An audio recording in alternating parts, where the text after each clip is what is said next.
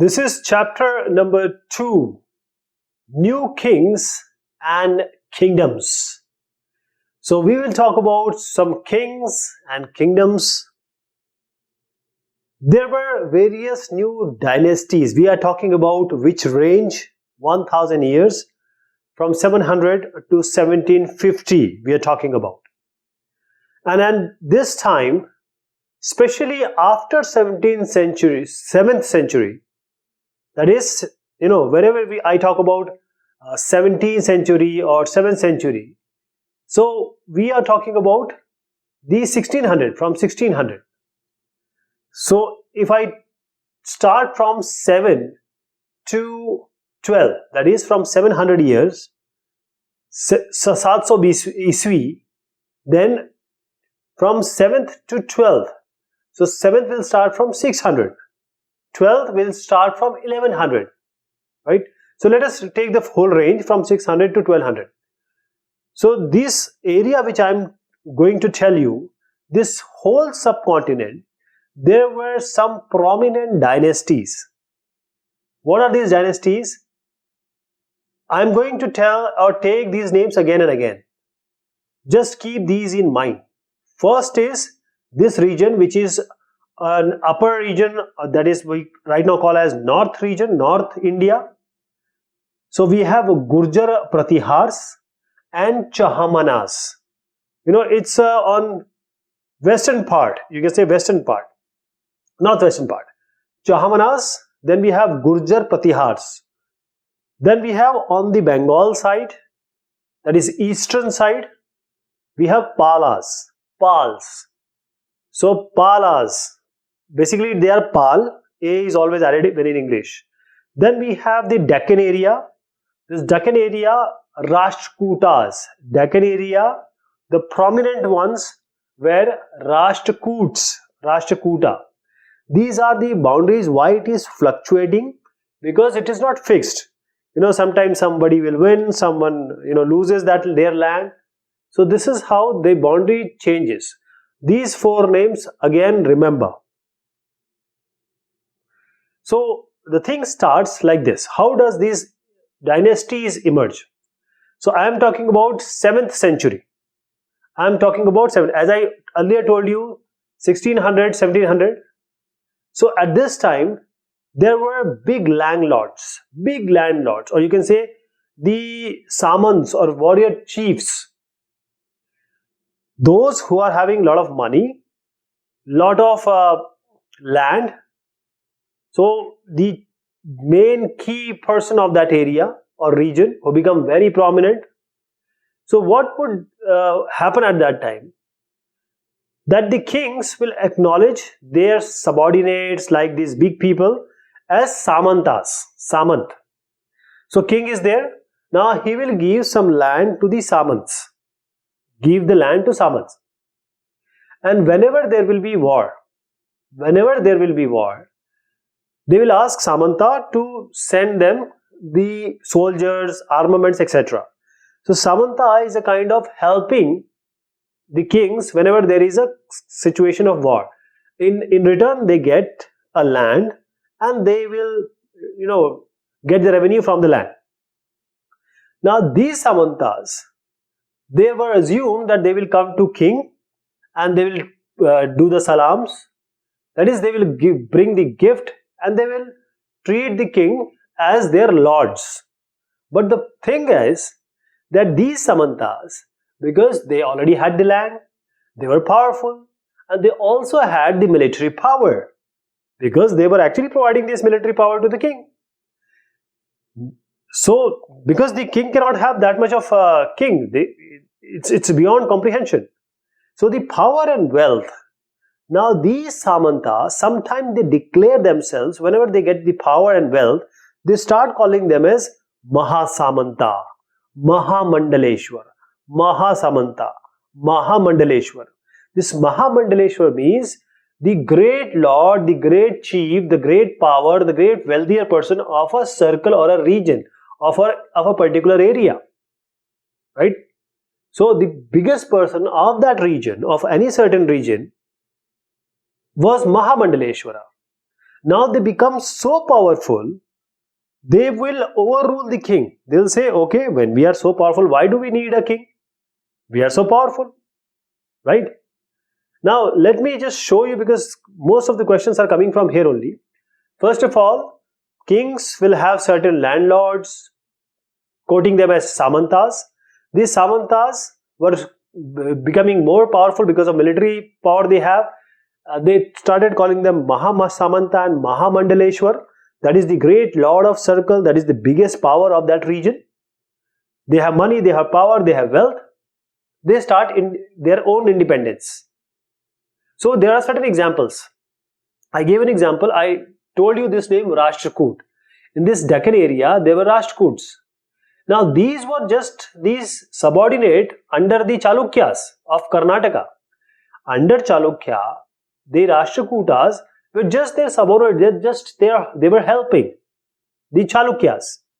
But when mid 8th century came, that is around that is 750. So the Danti Durg, see here, he is Danti Durg. This Danti Durg, he was a Rashtrakuta chief. He was not a king, but he was the chief of that Samu, that group Rashtrakoot.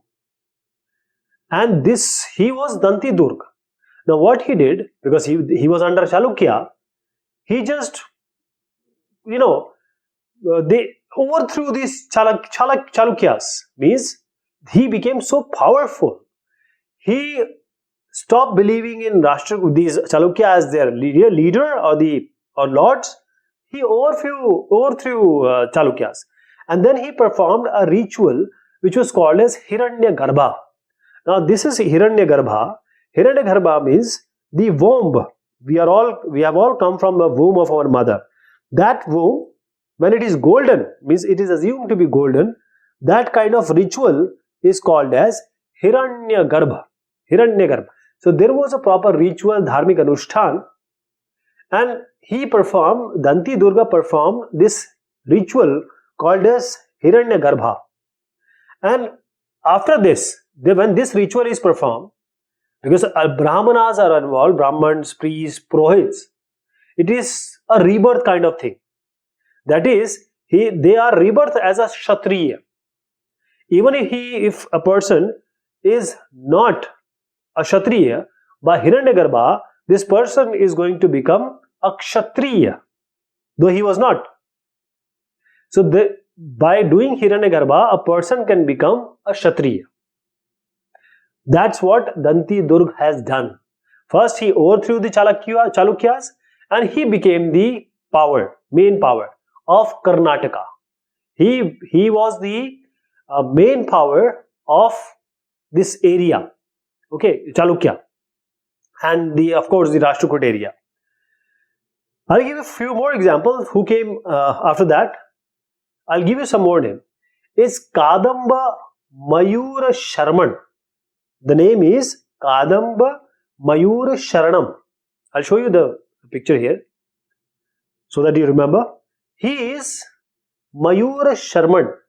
His name is Kadamba Mayura Sharman. You just remember Mayur Sharman. And there was a Gurjar Pratihar king Harishchandra. Gurjar Pratihar king Harishchandra. This is the picture of this Harishchandra. He is Harishchandra. So now these two became so powerful. Actually, they were Brahmins, but they were powerful. They come from a very good family, enterprising family, influential family, and they had military skills also. So these two, though they were Brahmins, but still because of the power, the arms they have, they actually established big kingdoms. And who did? Mayur Sharman in Karnataka. Let me tell you again.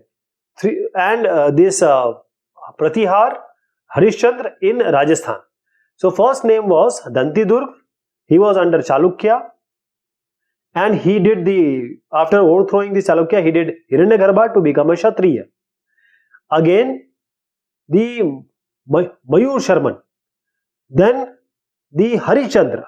So second name was the Kadamba Mayur Sharman. He also did the same thing. He became, though he was this Kadambayu Sharman and this Harichandra, they both were Brahmins, but they became Kshatriya.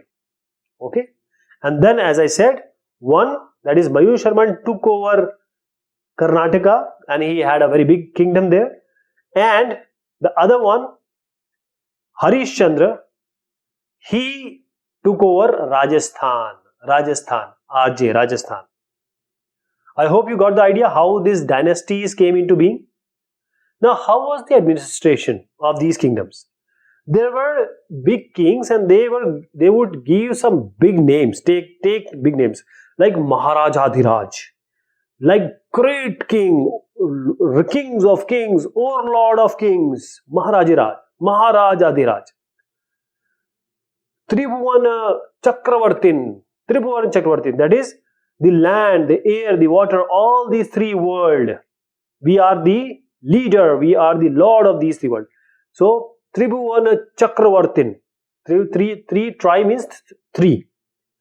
So, we had, let me tell you again, big names, Maharajadhiraj, great king, that is kings of kings, Tribhuvan Chakravartin, that is all the three worlds which we have, we are the leader.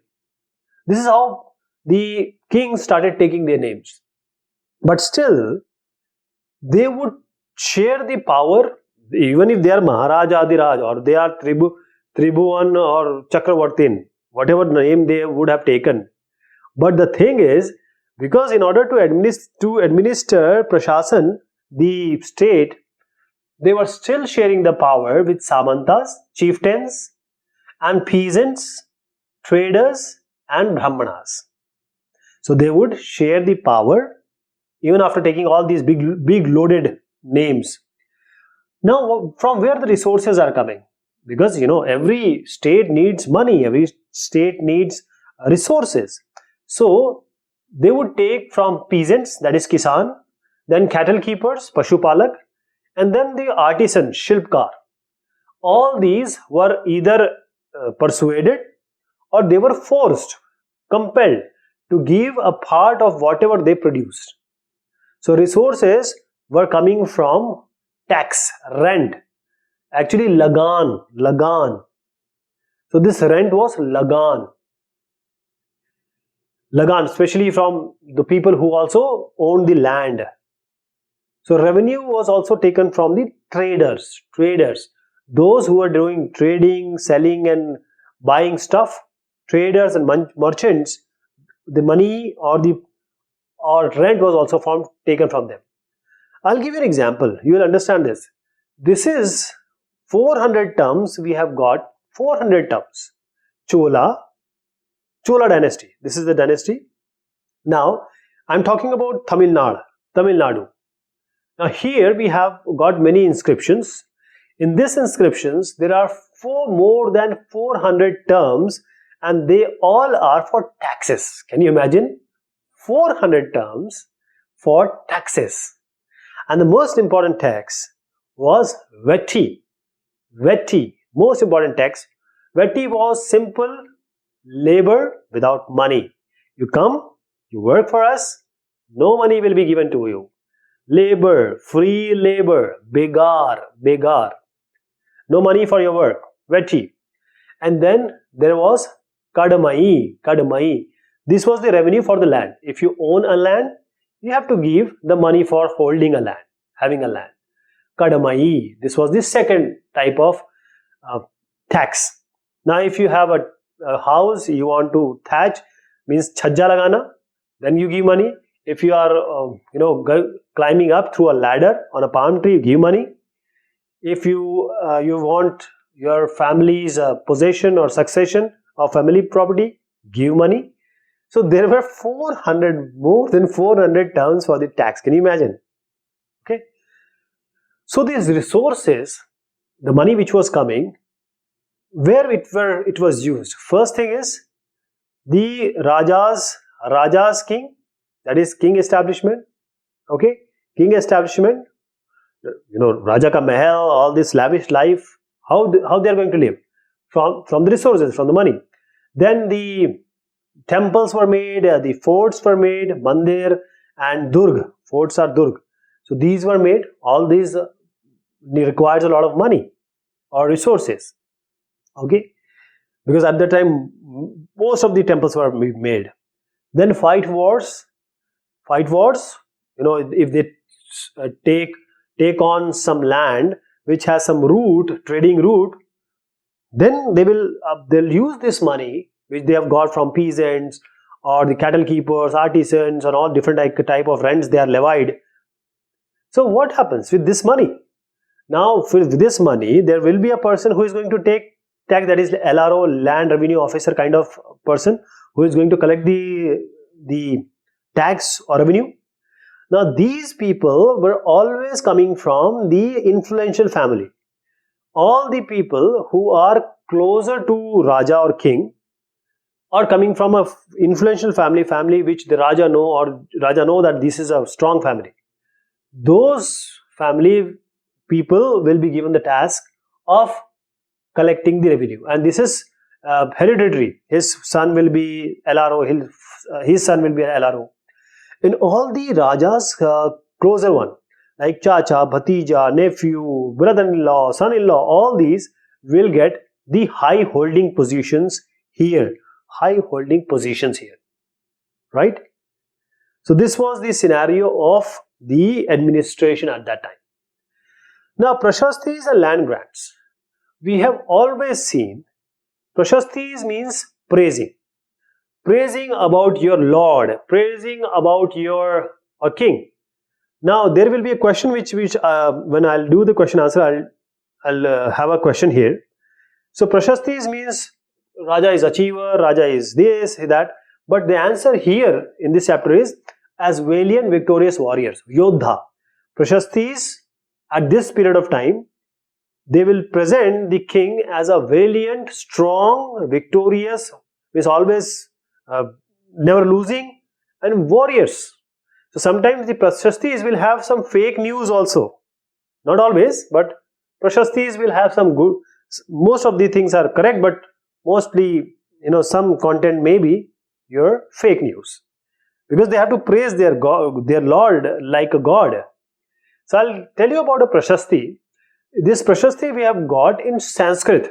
This prashasti written in Sanskrit, we found it in a very, very good city, Gwalior, which is in Madhya Pradesh.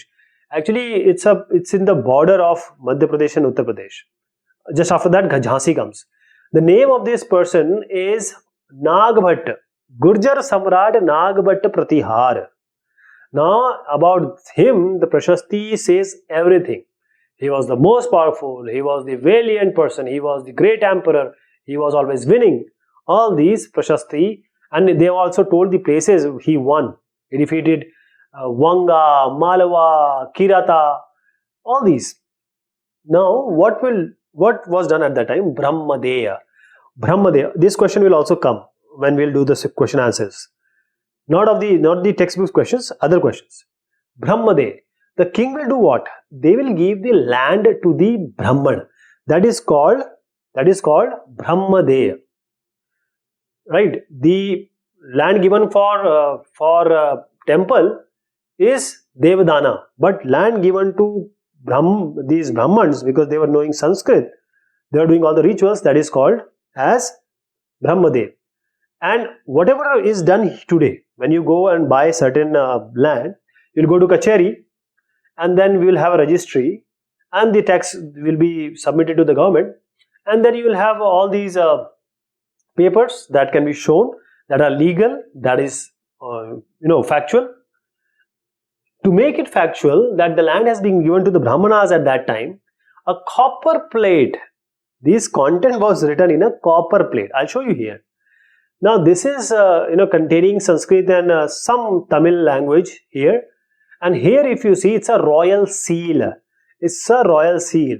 This royal seal is authentic, like the registry we have today, registration, which we do when we purchase or sell the land. So this was the authentication.